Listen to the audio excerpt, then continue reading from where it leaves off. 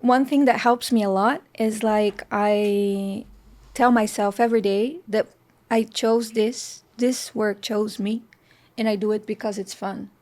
And to do it because it's fun, it takes a lot of pressure away, especially when you're the kind of person that beat yourself. And we are that kind of people. Shit's about to go down. I'm feeling something in my spirit. Chats and Tatts with Aaron Della Vedova.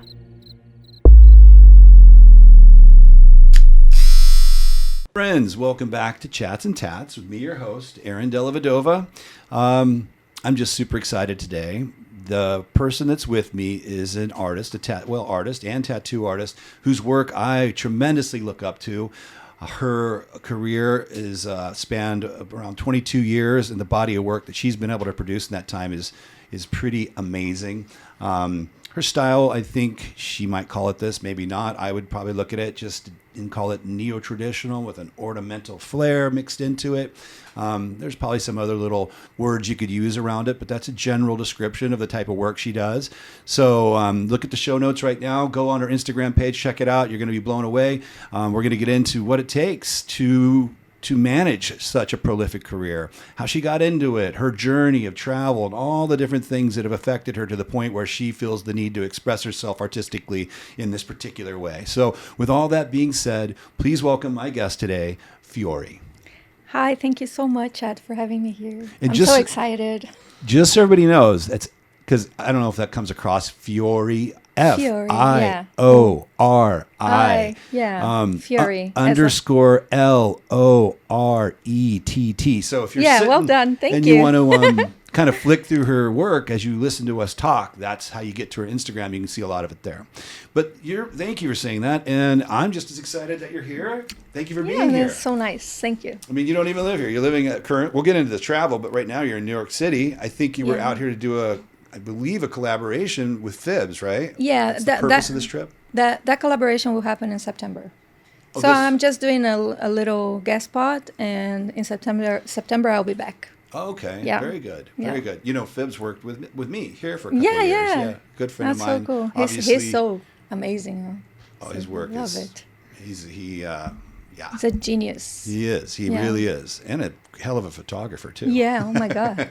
Amazing. He left us with a lot of gifts. So if you're listening, Fibs, thank you.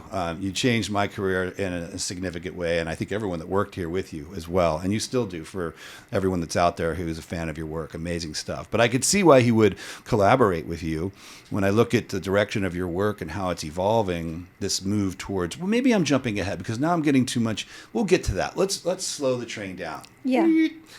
Let's talk a little bit about your younger life, because I think your entry into the world of tattoo is a little bit different than a lot of other people. I mean, you grew up in a small town in Brazil, and I'll just kick you off and let you go from here. Your mom was a tattoo artist. Yes. Your dad was in the circus. Yeah. So I don't think a lot of people start life this way. It's very unique circumstances. Mm-hmm. So tell us about that. How is your young life, and how does tattoo, obviously it's in your face, but how do you decide to make that trend? Tell us the story.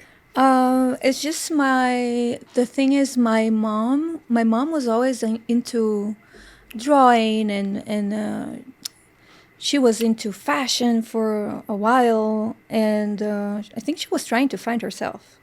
But she was always an artist, right? And we used to travel a lot. Like, she used to travel a lot. And then there was this time that we went to live in this small town called Arraial da Ajuda.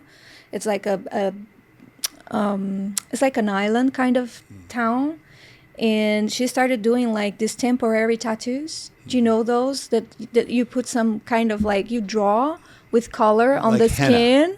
It's henna? not like henna. No. It's like colorful. Okay. So you can like do the images with color, like an eagle with color. I saw a post where you drew a piece on a guy's torso.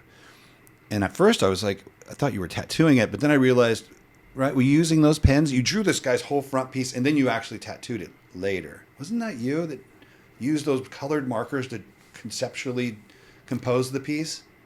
I don't remember. I don't recall, but... Yeah, whatever. Keep going. And so she was doing this stuff. So she was doing this temporary tattoos on the beach. She was selling these tattoos, and she would tattoo me and my brother, like big ass tattoos.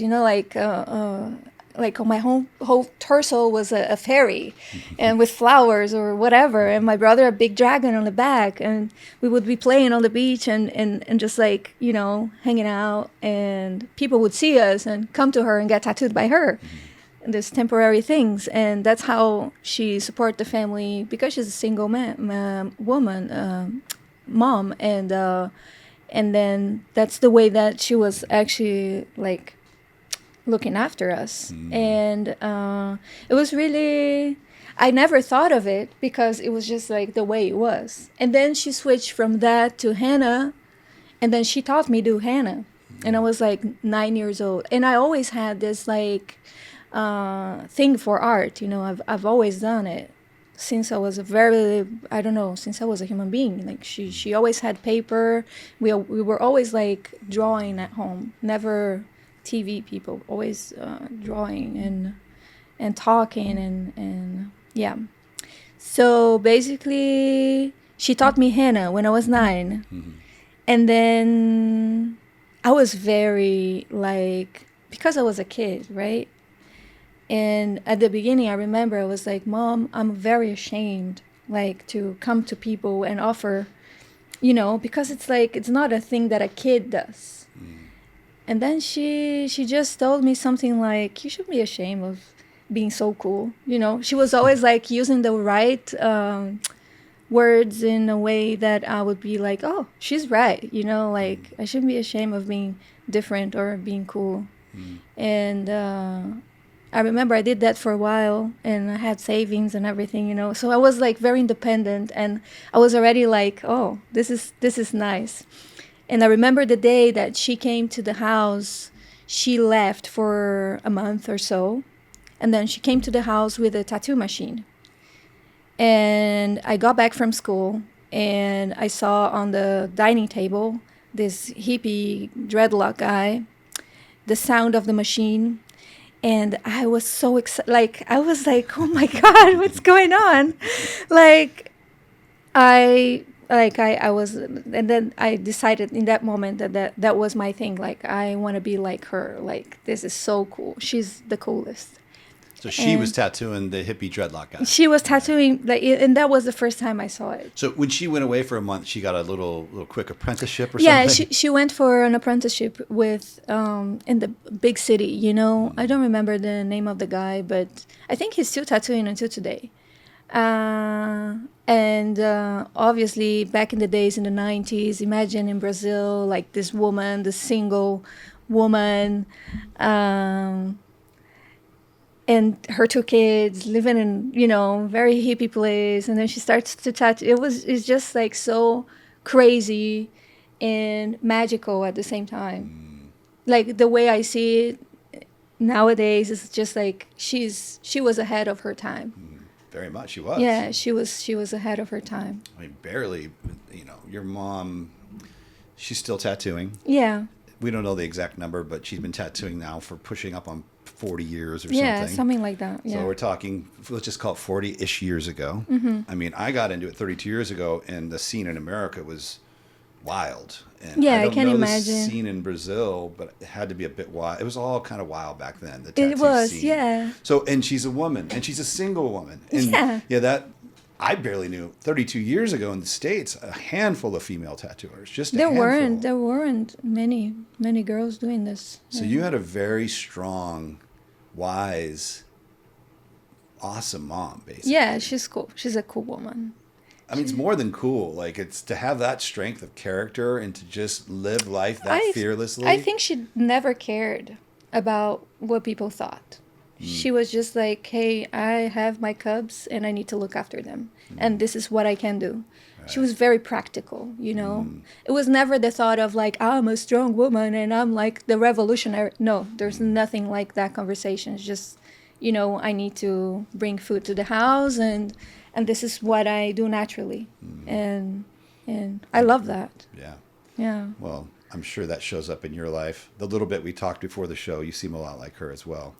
So your struggle, like some of us, might struggle as we enter the field of tattooing, and our friends and our family and what everyone thinks about us and how we start getting tattooed and, all these things. I bet you probably didn't really care a whole lot about how people felt about it.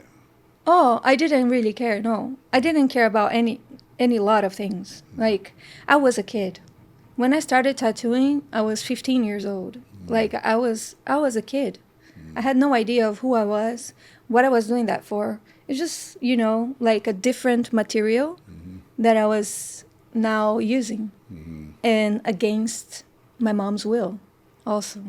So you had to go behind her back when you started? She went on a trip, and she left a room full of the equipment from the shop.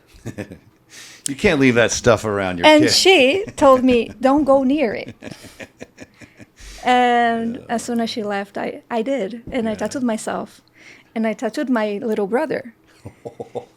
And then I tattooed all my neighbors and opened a shop with her apprentice. While she's away. While she's away. So, like, how long was she away for? I don't know, 6 months or something. And you got all that going on. Yeah, like home. I set up a whole thing, business girl. And then At 15. 15 to 16, a little bit older. And then when she got back and she saw the whole picture, she was like, what the hell? Like, I was grounded for 2 years, I think. But it was really good to be grounded too, because I was in her shop. I was working every day. I was like soldering needles. I was preparing everything. I was like doing the work. But the beginning of the beginning was very wild. I've heard so many the beginnings of tattooers' careers. That's a pretty unique one. Your mom leaves you and she comes back and you've got a shop going. Yeah, it was pretty bad. And awesome. We had to cover up all the things, like she had to cover up what I've done for my brother. Like the one with my brother was just like so bad. Like, and after, like, when I became an adult, I was like, oh, I feel bad that I did that, because when I was there, I didn't have any responsibility. I was like, it's just, I never thought of it like, oh, I'm tattooing someone's skin. I was just like, let's do something. That part of the brain hasn't really awakened yet. Exactly. I was a kid. Yeah. Except you're a kid with a kind with of a tattoo machine. a serious tool in your hand. Exactly. It's like a kid with a gun or something. Yeah. Hey, let's go play guns. Exactly. Yeah, something like that. Oh, funny. That's fantastic. So, gosh, you really got into it young. So then mom says, hey, don't do that, but come over here and keep helping me with this tattoo thing. So she's not letting you tattoo at this point, puts you on more of an apprenticeship. She did let me tattoo after a year. Okay. And then, like, very little things. And the little things that I've done, she covered some of them. But it was actually really cool, like, it was like a grounding moment. And then I could just, like, leave. And after 3 years, I think, I went somewhere else. And then when I was 19, I went to London on my own. And then I got an apprenticeship there. And that's how my adventure started, like, in Europe. And, like, I left 19 years old.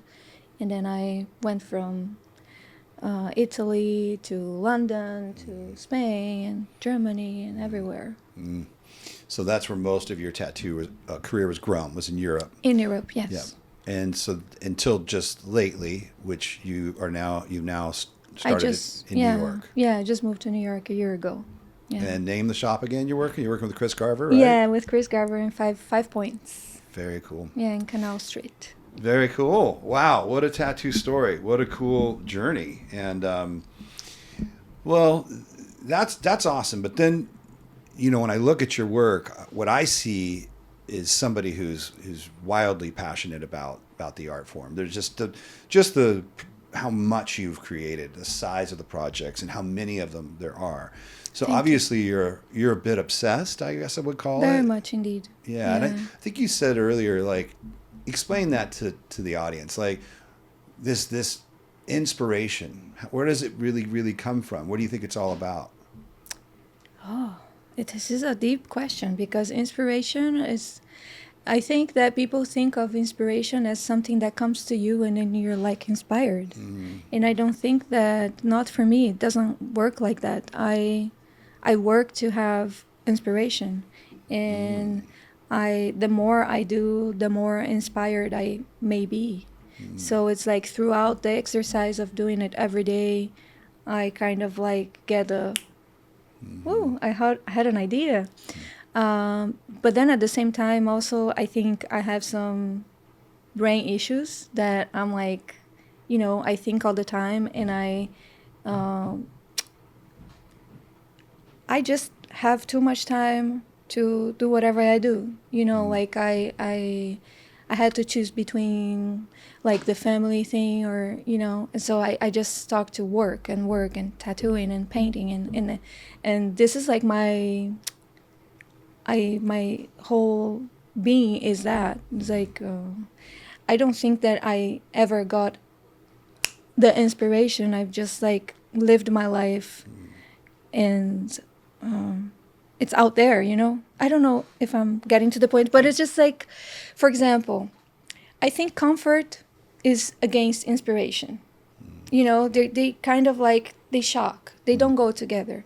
So like, I always try to find situations where I humble myself and I have like this uncomfortable feeling. And that uncomfortable feeling kind of like brings some bubbles, and then from those bubbles, some things come up. But I really don't think that it's from like the comfort of my, like, oh, I'm at home and I have no inspiration there, I need to get out there and be uncomfortable.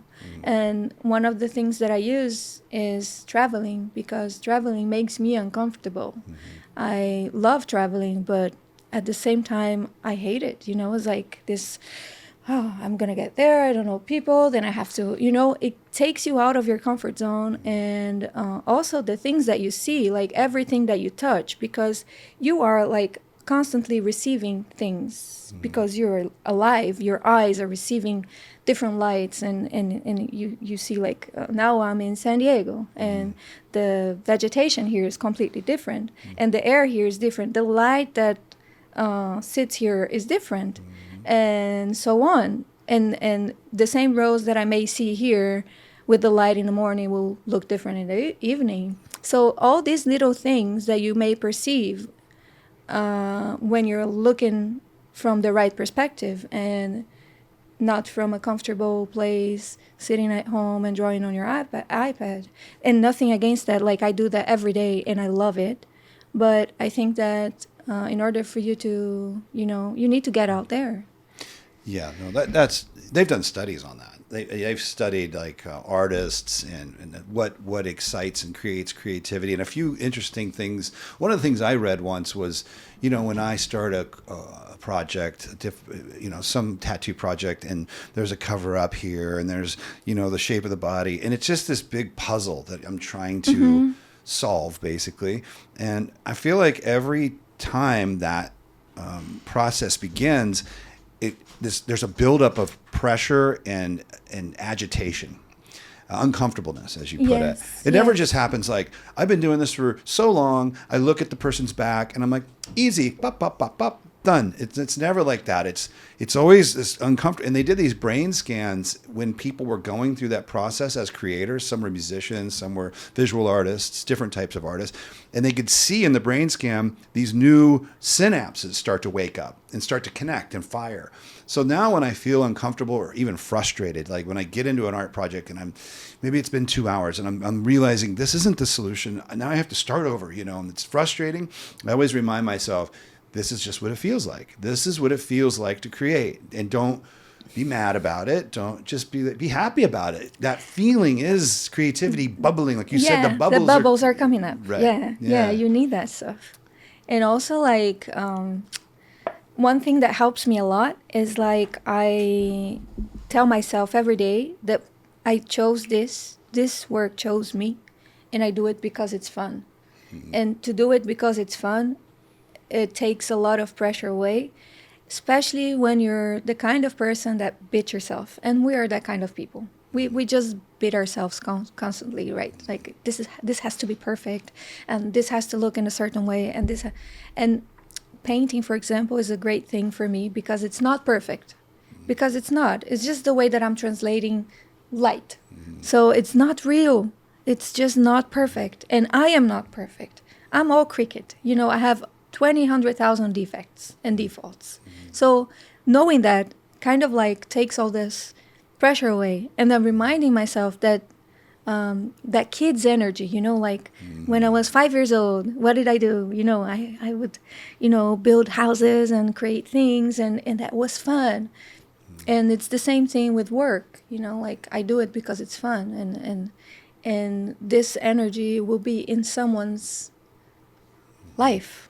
So it's bring some optimism, bring some Yeah. joy, bring some childlike, Yeah, just that yeah. fascination when you're young, and even just looking up at a moon, just you stare at it when you're young because Yeah. you haven't seen it too often. And now Exactly. I'm like the newness, the of, newness the, of of the life. world. Yeah. Which leads us to what another great thing you said, and I agree, was travel. Mm-hmm. Travel, because if you sit in your house, go to the shop, go to your house, go to the shop, you're that creative part of your brain sort of atrophies because you're not introducing enough novelty. You're not introducing enough newness to wake that back up. And travel, there's a lot of ways to shake that up. But travel's a great one. Every time I travel, even if it's just for a vacation, I'm not even tattooing, I come home.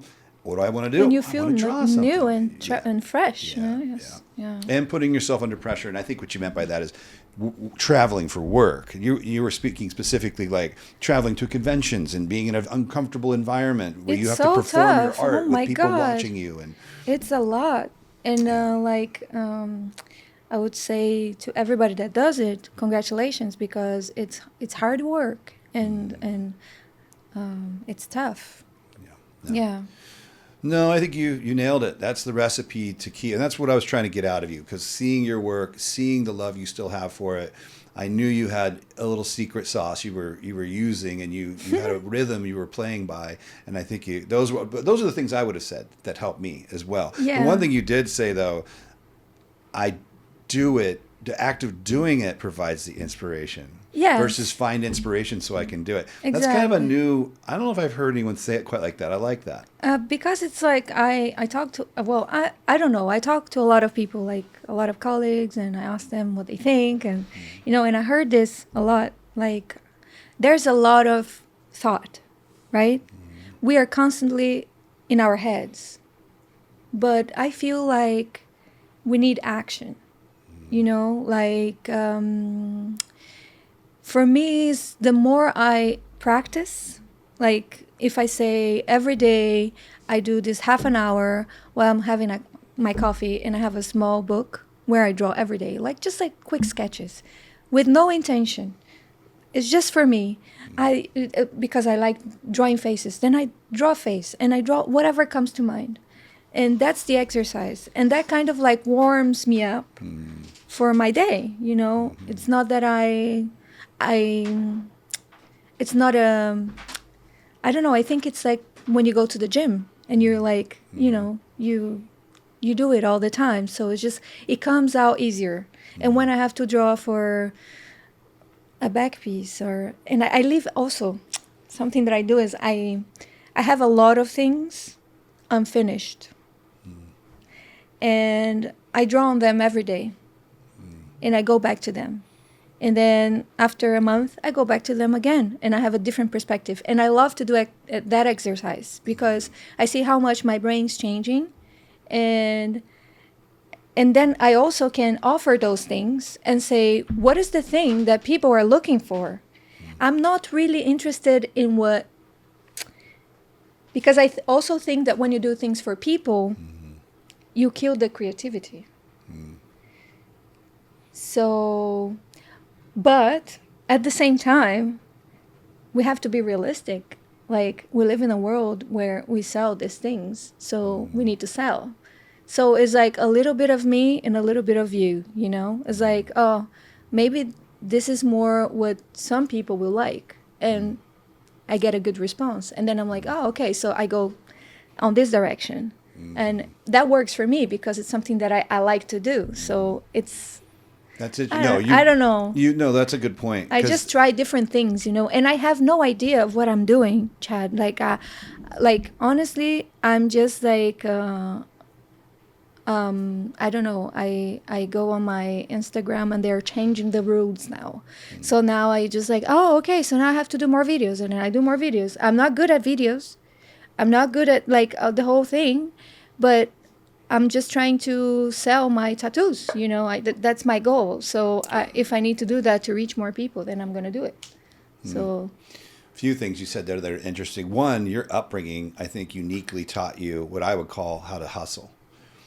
yeah. Yeah. I mean, it's straight up. I mean, I bring this up to a lot of my younger tattooers nowadays that it's just such an interesting thing. Like the industry has changed. The tattooing has changed so much. For me and the shops that I owned 10 years ago, it was almost zero hustle necessary for many years. Yeah. We have a prominent name in San Diego. People knew if you want a good tattoo, go to Guru Tattoo. So people came. The biggest stress I saw amongst my tattooers was management of all their clients. Like, oh no, everyone was pissed off because they were so busy and so overworked. You see, I never had that. Even today, I never had that kind of thing. Well, I think because you weren't where you were in the world. Yeah, maybe. I was everywhere. Yeah, moving, and you never stuck. Like, I think we now looking back, I realized that there was a bubble we were in. There was a huge bubble. And you guys were so lucky. It's so beautiful that you got to live that. But it went away. And now the bubble, it's not like that anymore. Now it's back to when I started tattooing, you had to hustle. The hustle was always there. What do people want? Drawing, and like not losing your voice in there because you want to be your artistic voice. Yeah. But you do have to look at the market. It's like being a shoe designer or an artist who wants to sell music on Spotify. Yeah, you can't just make up any dreamy thing. Nobody buys it. So you're always trying to see what the market is doing and find how your voice can mix with that. And so, but then you meet some artists that let what's selling just overtake them. Yes. They have no voice at all anymore. Oh my God, look at what the new hot. And then they're burned out, and they're like, "Oh, I'm burned out. Why am I burned out?" It's like you're not doing it for you. Yeah. So it's that blending. I think that's really cool. I agree. But even more cool is your upbringing to know the hustle. Because back to my original point, some of these younger tattooers now the market's changed. I came from the hustle 32 years ago. Yeah. Everyone had to be a hustler to even feed yourself with tattoos. Yes. So I'm trying to reteach them, like, you guys, it's not just your Instagram. Like, go out into the world, meet people. Yeah, people are going to ask you, tell them you're a tattooer. Like, that's back again. You can't just sit And in I the love shop that. and wait for people to line up the door on Saturday and just grind out tattoos on. I just don't think it's here anymore. Yeah. But you have that. Plus, you have super talent, so together you'll be fine. But yeah, you were traveling and moving and never planted roots or seeds for a long, long period of time in one community. So you were like starting over. And over, yeah. I did for 10 years in Madrid. I stayed in Madrid for 10 years. I had my own shop for 5 years. But then when I started to see, like, oh, I'm comfortable and I know the language and, I have too much, I just gave it all away and went exploring again. And I went to Germany and started all over again. And yeah. You got a little gypsy in you. I can't help it. Yeah. Yeah. It's your nature. Yeah, it is. It is very, but now I'm like, oh, maybe I want to stay somewhere. Like, like I'm looking for that sweet spot where I can just like sit and grow and stay and do a couple of trips every year. And yeah, I hope that's coming. I don't know. Yeah. As you get older, we all crave that more, I think, I mean, some people, they live that gypsy lifestyle until they die. But That's true. For most people, it does sort of slow down a little. Doesn't mean you can't be rooted somewhere and then pop off to Europe for this and pop over to Asia for that and come back to a home base or something, some security and something you can count on. And New York's a great spot, a great city, a great spot to do that. We'll see, though. It sounds like you're still looking around. I'm still, I'm exploring all my possibilities. Yeah. That's very cool. Well, let me ask you this. So just on a more practical level, again, when I see somebody who's putting out the level of work you're putting, the large format pieces, the hours it takes, and I see how much you're putting out, what's your work week look like? How many days a week are you drawing? How many days a week are you tattooing? When you do tattoo, how many hours do you prefer to sit with a client? Just on a practical level, what does a week in your tattoo life look like for you? How do you work it? Well, at the moment, it's weird because I do all the things all the time every day. So I'm not that organized to say, oh, I work from Monday to Thursday. And, I know I work whenever my clients because they travel. So it's like probably on weekends, and I don't mind to work on a Saturday, on a Sunday, but then I have a Tuesday off. And that day off, I'll probably just do laundry and be a human being and lay on my couch, which is very important too. But the most of my week is like I draw in the morning, I go to work, get back, maybe draw a little bit, and then the days off I will do my paintings, and I don't have a structure. I'm just like I want to have a structure. I'm like asking the universe, give me structure. But I don't know, it works for me, and whatever comes in, I'm like, oh, when this because I'm very adaptable to people, I don't have to go home to my family. So I never asked you that. So are you single? Yeah. Single, no children? I'm going through a divorce right now. So it's like, yeah. But no children? No children, okay. No. So you don't have anyone? Might get a cat. Yeah, they're pretty easy. A kitty. Cats are nice. I have a cat. I love my cat. Yeah. So you have that ability to roll through life without a schedule because you don't have anyone at home. I get it. And then I admire all the people there doing the right things. Like, oh, you got a family, you have kids, and I believe that it's way harder to make a schedule and dedicate the time for your family, for your kids, and you need structure for that. And I admire all the people that do that, especially the women that are in the industry and their moms, and, they're going through pregnancy and it's like, wow, how do you do it? Because it is, it's a very male-based, it's a manly world and industry too. So and then it's a very physical, mental work. And even if you're sitting on your couch, you may be working for 5 hours. And I can imagine if you have a kid, it's just like, how do you do it? Like, it's pretty complicated. I was lucky enough to have a wife that handled a lot of that in my early years, so I could be the tattooer. You're a lucky guy. I couldn't have done it any other way. But other people don't have that partner, and they get it done, and it's just way harder. But they have to have a rhythm and a schedule, and they have to be very, regimented. Yeah. Tuesdays are this, Wednesdays are this, Saturdays and Sundays are that. But you can be a little more loose. But when you do tattoo, how many hours do you like to work? I work 6 hours. Tattooing, yes. Okay. It's always the 6 is always the goal? 5 to 6 hours. It's like the day looks like I start at 11, and at 6 p.m. I'm mostly done. I'm making photos, and people go home, and I go have dinner. Yeah. That's what I thought you would say. I only ask because sometimes I get people that say crazy stuff. 12 hours and stuff like that. Yeah. I mean, I found out that I can tattoo for 10 hours.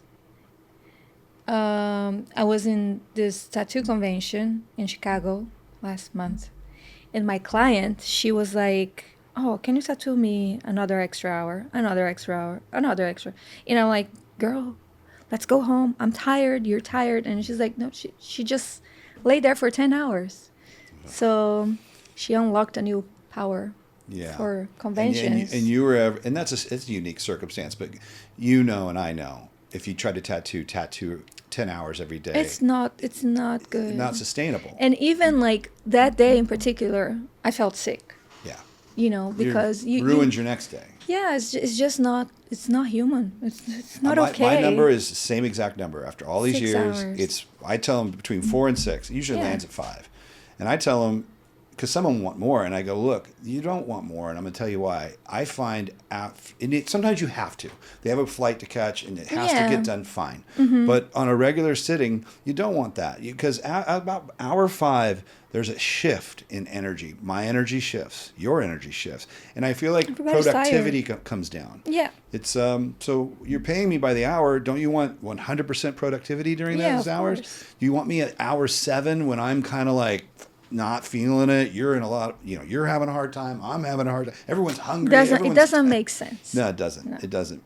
And there's always exceptions, but that's good to know. I'm always curious at people at your level what it looks like, and yeah, you're where I'm at, same exact schedule pretty much. Yeah, that's I want to get a little more. I've been, owning a shop. Okay, so my perspective on tattooing might be slightly different than someone like yourself, you're out there doing your work, finding your clients. You're most of your world is thinking and being a part of that. Now me, with 23 years of owning Guru, 22 tattooers here currently, probably had over 100 tattooers, maybe That's a more, lot. come and go. So I was able to witness, I'm more acutely, I think, aware of the trends that happen and how this artist gets it done and this person's doing it. I get to touch and see that on a very intimate level. And I get to see the economics of it behind it. Like, this guy does great somehow with that way of doing it. This person, even though they're a great tattooer, is doing horrible. They don't make any money. And I get to see what works, what doesn't work. And I still don't quite fully understand it, but it causes me to think about like culture and trends, right? And we're going to get into the work you do and why we both believe it's a big horizon that's opening up in tattooing. But from my perspective, looking at a big tattoo shop as a business entity, I see another trend developing. Just the same, guys that are girls and guys that are booked with the larger work. We're going to get into what those trends look like. That's a special category of a tattooer. Probably only represents, I'm only guessing, but the type of work that you do, large format, and what I do, large format, I don't know the number. We probably represent 5% of the world's tattooers. So we're in that niche, which I love it and you love it. But there is a ton of tattooing that isn't in that niche. And what are people getting? And a big movement I've seen is a lot of the people out there just don't want as much big work. Yeah. The small tattoo seems to be coming back, the little things. And maybe that's an economic thing. People, maybe when money's tighter because of the economy around the world right now, so people don't have the money to do a $20,000 back piece or something. But I also look at these younger folks that are growing up online. So it's like this. Like when I was young, getting a tattoo was so much of a way to express myself to the world. Mm-hmm. Now you get a young person that their expression to the world is their online presence. It's almost like people are expressing themselves through what they are online. And so the need to be covered in big, beautiful tattoos, I wonder if that's psychologically waning because people have an avatar now. But that's kind of a good thing, I think. I think it's a good thing. Because it's getting more like people that like tattoos, they're getting tattooed. And the other people are not getting tattooed. As they should. I don't know. Oh, I agree with you. Either one is fine. It's I don't know. I just wonder if it has something to do with this social media things that people are into so much. Because if you can find expression through your social media, through your TikTok account, and everyone's talking and sending videos back and forth, then that's it. Yeah, you don't need tattoos. That's kind of what I feel like sometimes especially with the kids, like the youngsters. Yeah. Yeah, I don't know if it's going to be as important to them as our culture. I don't think it is. I mean, there's always going to be a little subculture that's going to want what you do. And I love that. I want what you use. Well, there's like always these tendencies that are like coming back and then disappearing and then coming back. And then there was this like boom 10 years ago and everybody was like, oh, tattoos exist and it's so cool and it's such a nice thing to get and it can be artistic and like this revelation of tattoos to the world, and I really like that, but then at the same time there's a lot that comes with it, and I don't know, it's just crazy. Well, I mean, It's I think what you said is right. When tattoos first the TV shows. I think it was, honestly, I think it's when the TV shows hit. That did a lot. Did a Yeah. lot. Yeah. Suddenly, everyone understands that tattoos are art, and there are artists out there that can do fantastic things with tattoo. Yeah. And then we had this like 15-year explosion where the Yes. world was like, oh, everybody wanted a sleeve. I swear, it's like I must have Yeah. gotten 100 requests a month almost for, and nothing. Everything was a sleeve, especially sleeves, because it was like, especially for men, it was Yeah. like, I want to be able to put on a T-shirt and look like that, you Yeah. know. And it was sleeve, sleeve, sleeve, sleeve, and then you get it back, and then sleeve, sleeve, sleeve, sleeve, front, sleeve, sleeve, you know, and and then of course that brought in tons of talented people to become tattoo artists, because Yeah. there was obviously you could make a living and it could be a career. You could take care of your family by doing it. Mm-hmm. And now that all kind of just is here and happened already. Yes. And now we're in this phase, and whatever this is. And I don't think anyone quite understands where we're at right now. I don't know. It's so strange. But it's so cool, because at the same time that I'm like, I'm mind blown by the new people too, because they think, because I come from tattooing, you know, like my background, everything that I know is tattooing and the craft of tattooing. But these people, they're like fashion students, and they're like different minds, and then architecture students, or I don't know. So their mindset is different, and I think that that's quite interesting. Obviously, for some things, I will always think, oh, this is not gonna, because I'm a tattoo artist, so it's like, this is not gonna last in the skin as it should, because in my concept of like what's good is like when I'm 60, 80, my tattoos are gonna look like they look, but the concept and the ideas are fresh and it's refreshing if you look from the right perspective. Like I try to, you know, get them and like understand them, and like, oh, maybe that's kind of cool, you know. And I started to work with a girl now, and I never had an apprentice ever before, and she's an art student. She's 20 years old, and it's the first person that's that young that I'm sharing with in many years, you know. And it's quite interesting, because I don't know if you have a teenager kid. I do. So Yeah. you're more into their world than I am, because I'm not. Like, I'm a middle-aged woman, and my friends are, the people that I know are just like my age, and I don't know anything about them. And then this girl comes in, and I'm like, oh, you're cool. And you know, like the way that she understands things and the way that she draws things, and she's a kid, you know, she's 20 years old, and she draws, like, she doodles this little animals, and it's just like, it's cute and it's fun, and it could work as tattooing, and it's cool. I don't know. Yeah, no, I mean, I don't know. It's like nothing's so strict, but then at the same time, I have my own rules, and I like stick by them. Like if I'm doing good tattooing, and good tattooing means this for me. for me too.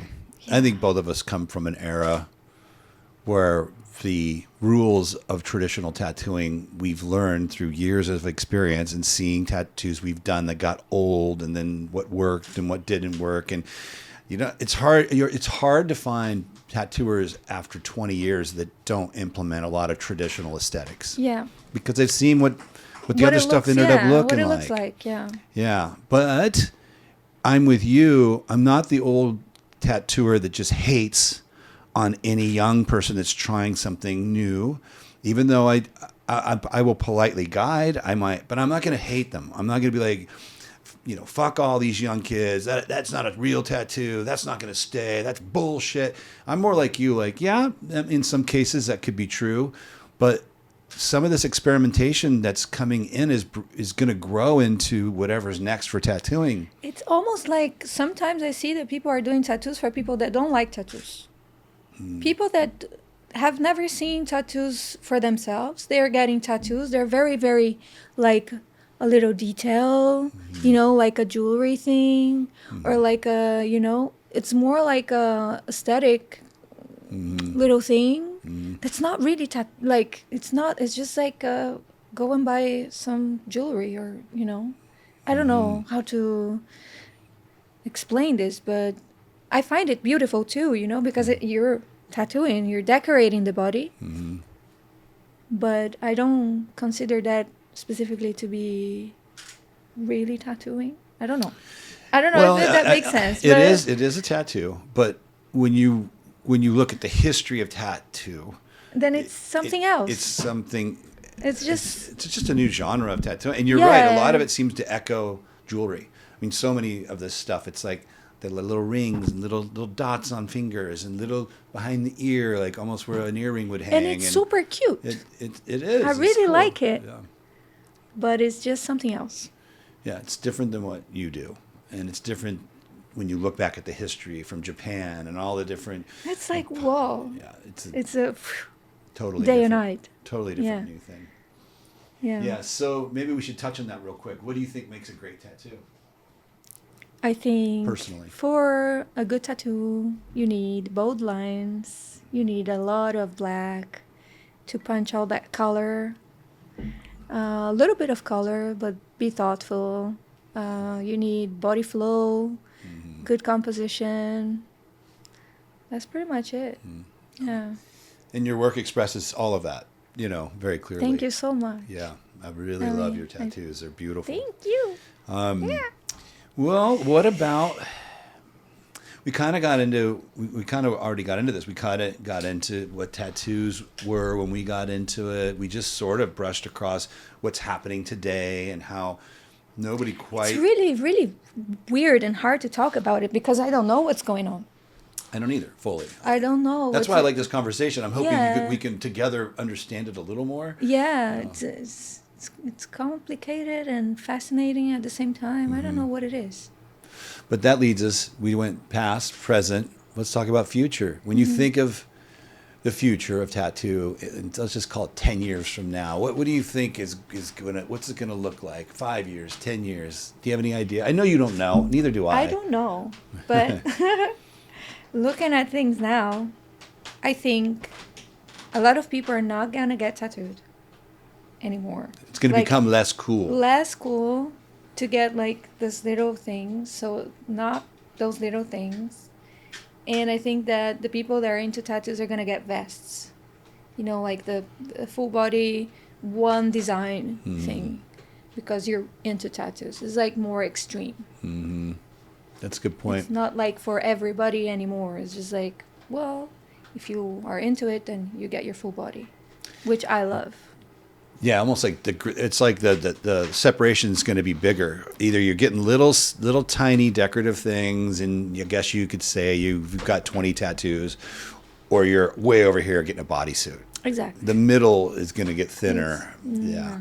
I mean, I noticed that in my own shop. It's like we got the tattooers here that are doing a few of them that are doing the small things, and then I've got these guys over here that all they do Doing is the big sleeves. ones, It's like the yeah. middle is smaller than it used to be. Yes, it is. It's interesting. There's no mid-size tattoos anymore, and I honestly I think they're fun to do.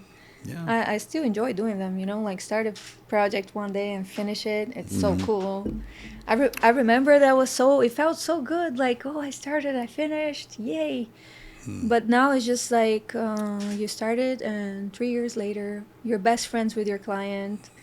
I just love I love how it's becoming for me. Like my experience in tattooing is just, I love the spending time with people and I think this is magical. It's definitely magical. When I look back on all those years, I don't really think a whole lot about the tattoos I made. I think a lot about these very intimate, special relationships and bonds You that were have with made. people, yeah. And that's the gift. I mean, I look back, I'm so grateful. I didn't even know that was going to happen. And it's the best part of it for me. And I think that this keeps us young, like it gives you like this elasticity of like throughout your life. You're in touch with so many people, so many stories, and you're so adaptable, and your brain is like, it's like elastic. You can stretch it. and you're not like a hard-headed thing, you know, like you're constantly learning, and it keeps you young. And I talk to a lot of tattoo artists. We're all old, but we all look young. Why is that? Well, they do the studies, these longevity studies, and I think the biggest factor they have found for people that seem to stay younger as they get old is the amount of social interactions and Social friendships interaction, yeah. they have. It does. It's like statistically, scientifically proven that keeps you younger. Yeah, You know, it if you could hold yourself up in a beautiful house and $1 million in the bank and eat all and you're all on your own. yeah, you're completely safe. No one can touch you. All organic food. But if you're alone most of the time, your thinking will get more rigid. Yes. You'll get less plasticity in your brain development. Plasticity, that's the word. And you'll age faster. Yeah. And we're kind of forced into this because, to be honest, Yeah. if you were to leave me be, You are forced. if you were to leave me be, I would probably do that. It's my nature Your to do that. tendency Yeah. is to be alone. Yeah, I would just ride Because my. we're all introverts. Yes. We're all introverts. And it's so hard. But this is also something really cool because it kind of like takes you out of your comfort zone. Mm-hmm. It's like, oh, now you're going to have to talk to people. And you have to learn a new skill set Mm-hmm. of like how to explain your work to people and get them to do it. And, you know, it's just so interesting. Yeah. It's cool. It's healthy, definitely healthy, and it's fun. But we Yeah. were talking about something else. I always do this with conversations where it's like we started in something and then I just bring it somewhere else. And then We were talking. I was asking about the future. the Yeah, future. the future of tattoo. Yeah, what it I might have look like no to you. idea. Like I think this the vast thing. Like I think More of it. big and- decorative work. Yeah, like Ornamental seems to be a big Ornamental, movement, yes, which yes. I and you, you told me we both love it. I think it's fantastic. So cool. It's just so beautiful. Oh my god. yeah, so cohesive, so one color or no color. The whole body looks like, I said this earlier, like how someone might decorate the interior of a home versus like the way we tattooed or I tattooed for many years. One sleeve could have 4 different images. This sleeve has 4 different images. The back has 2 images. It's the just front, easier to read. Way you know, it's easier to more read. like easy to the eyes. Mm-hmm. And also there's like the aspect of like I think there's we as human beings, like me myself, I'm full of insecurities, right? So they're like these parts I love me, but don't get me wrong, but there are obviously things about my physical aspect that I'm like, oh, maybe I could do this or do that, or you know, there's this part of tattooing that you kind of like help people to find their self-esteem again, and like to build it strongly and just like love themselves and accept those things that they didn't love before, but now they're super hyped about it, and they love to look at their, you know, their butt in the mirror, like, oh, I like my butt now, you know, because I have this beautiful flower and it flows with my, you know, whatever. So there's this aspect too that I think that is very important, that we help people to become whatever they want to become, and I think that's very important. You're absolutely right. There is, for many people, the act of getting tattooed is a process of healing and developing more confidence and developing more self-esteem and self-love through the Yes. process. And some people might say that's super shallow, but it isn't. I mean, the person that says that that's shallow, they still pick out what kind of shoes they wear. Why do you wear those shoes and Yeah. not those shoes? Because you're expressing yourself. You Yeah. feel confident when you wear those types of shoes. Exactly. When you comb your hair that way. So That's we're, just the judgmental people. it's just the this is judgy it. people. Yeah. But tattoos can be very healing in that way. I mean, I They bring are up. very healing. I had a client. He went to war, and I don't know exactly what happened there, but I have a feeling some terrible things happened there. And I did a bodysuit on him. I mean, Damn, everything. That's so nice. Armpits, nipples, crotch. He wanted every inch of his skin to not be there anymore. And through the years of tattooing him, it slowly was revealed to me that he was like, you know, don't want to look in the mirror and see that man that went to war. I want to see somebody else. He wanted to look at it. It was like he was changing who he was. He needed to see it from the outside. Right. Yeah. Changing from the outside in. Yeah. Yeah. But that's an extreme example. But it could it's be very something extreme. even a little like you said. Maybe there's a girl who's like, I've never really liked my butt. I wish it was different. And then they get this big flower and this beautiful flowy work. And now suddenly she likes putting on her bathing suit and feels confident. It's just about harmony. It's like, oh, how I feel more harmonious. Or, like how can I live in this body and still like those things about me. Mm-hmm.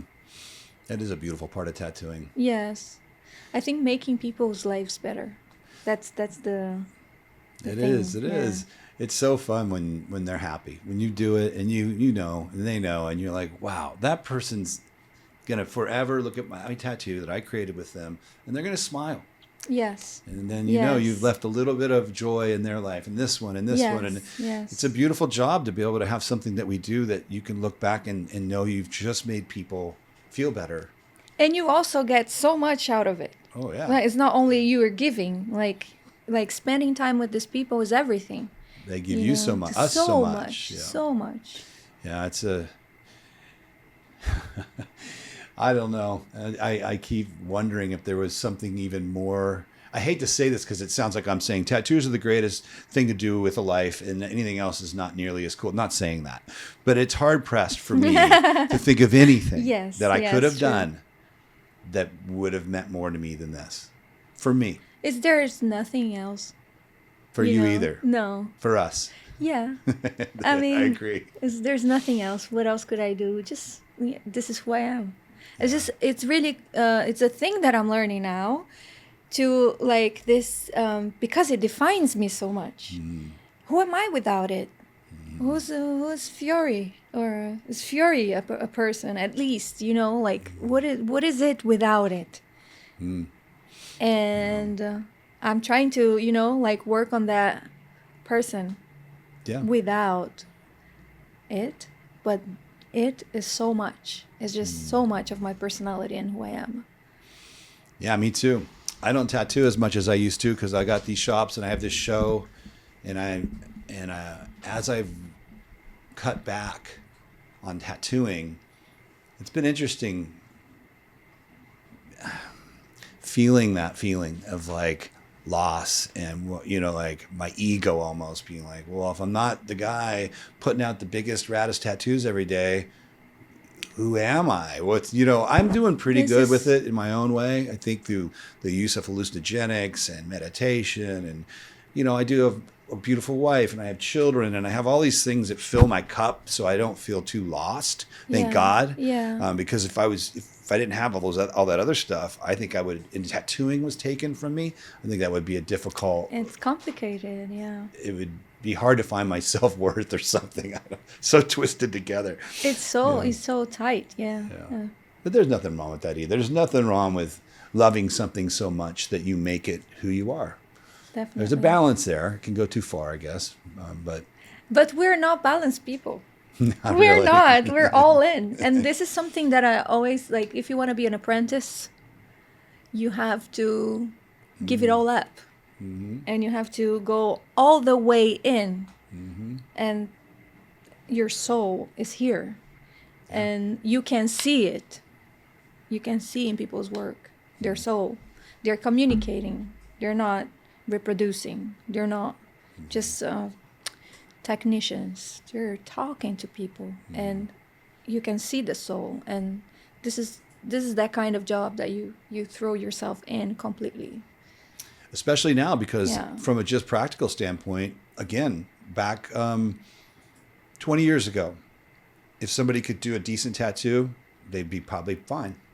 But I think today, if you're not all in, if you're not really passionate and talented and have all these little things that make a great tattooer, you're probably not even going to make a living. It's just, those days are gone. There's no room for those people anymore. There's too many others that are all doing in, it, that are willing to give and they're everything. doing the work, And they're doing the work. Mm-hmm. And that's fine. It was a very young industry 20 years ago. It wasn't fully developed. It's fully developed now. Yeah. It's a fully developed place where if you want to be an architect nowadays, you got to be a great architect because there's a lot of architects. Yes. There's a lot of dentists. You want to Yeah, be a a lot of, dentist? yeah, you have to, yeah. And we're there Have now as a- tattooers. The all-in aspect is, I tell them that too. I'm like, if you're not really, some of them come to you like, well, I'm going to tattoo, but I'm also going to be in this band. And I'm instantly like, nope. I won't even hire tattooers that say that to me. No, I'm just instantly, because I already know where this goes. You can't do both successfully. you can't. Yeah. Yeah. Beautiful. Okay. Well, how do people get a hold of you? What if they want to get tattooed by you? What should they do? How does that work? Well, then you send me an email and you explain to me your idea, and that's it. That's pretty much They can get your that. email You on- go on my Instagram, Fiori Lorett, and my email is there, and you have my webpage too if you're a webpage person. I think web pages are very cool. You can always like go in there and see, How long? because most of the times it's like I'm very limited on Instagram because butt cracks and stuff like that, so I can share my work completely on the web page. So you can go on the page and see like a full body or a full back piece and stuff like that, Right. Good point. You can't put some of the work you do on Instagram because there's nudity involved. because at the it's time. yeah. If someone writes you and you like the shot, it feels right to you, and you're like, yes, I want to do this. How long is that person going to wait to get things started? Not too long. The thing is that I'm very like, I need to call the people because normally people are away from me. So I used to work as like before it was like consultation in the shop, but because I'm somewhere where my work is coming from other states, so I video call people, and then I do this little interview like, if we like each other and we connect, we vibe, and we're like going through because I want to have a great experience. Like, I'm here to have a good experience as a tattoo artist. Like, I want to enjoy the whole complete thing. You know, I don't want to go into a tattoo and then think, oh, I have to see this person again because this happened. And I don't know if it happened to you, but it's like I want to have fun, and I want this person to have the best piece that I can possibly do, and that comes also with people there allowing you to do whatever you want to do and don't compromise your vision, because this is like very interesting. It's like a 50-50, but it's actually a 80-20, whereas you like come up with an idea and people have to allow you to do it, and they're gonna wear it on their skin, and so that's very important that you have like a good deal with people, you know, like you like people. So that's one of the first things. I receive an email and then we chit chat over there, and then I'm like, oh, maybe you want to hop on a call, and then we talk there, and then that's when we decide, oh, you are willing to have this compromise of like, for example, if I'm going to do a back piece or a front piece or something big, there's a minimum of sessions. It's 5 sessions per year, because I don't want to start to work with you and then in 5 years you're going to come to finish it and I'm thinking something totally different. And all these little things that if we do 5 sessions per year, I'm more than happy. And then next year I do another 5. But I'm also very like anxious, and I want to start things and I want to finish them. So I'm always like trying to be efficient with people. Like, hey, you want this? Let's do it, you know? So I'm saying yes to projects that are saying yes to me, you know? And I prefer not to do anything instead of doing something that I'm not going to be happy with. So I paint. The days that I have nothing, I paint. And Well, yeah. Everything you said is what I do as well. Same. You do that too? All yeah, of that. That's yeah. so nice. It's good for the same reasons, you know, especially the vibe. Especially the vibe. Yeah. It's so important that you feel good together, you know. It is kind of like it's a new relationship you're going into, and you're gonna see this person for, I don't know, 3 years, 2 years, and like consistently. And I mean, you need to be friends with this person. Yeah.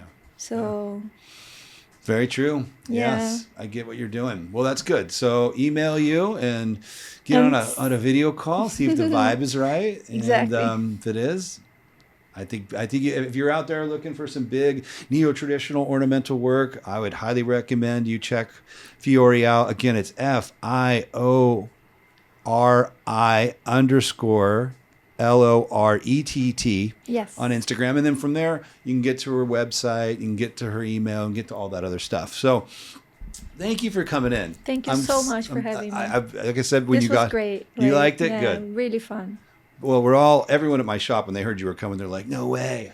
That's why my manager was here Oh today. my God. Heidi, she had to be here to meet you today. She's That's just so nice. We all love your I work. appreciate it. Thank you for the inspiration. Thank you for your time. And I don't know, it's a small tattoo universe, so I don't want to say goodbye, because I'm sure we'll bump into each other soon sure. enough. Yes. But safe travels back to New Thank York, you. and we'll see you around sometime. Thank you. All Thank you right. for having me. Thanks for Bye. tuning in, Bye, everybody. We'll see you on the next one. Until then, peace out.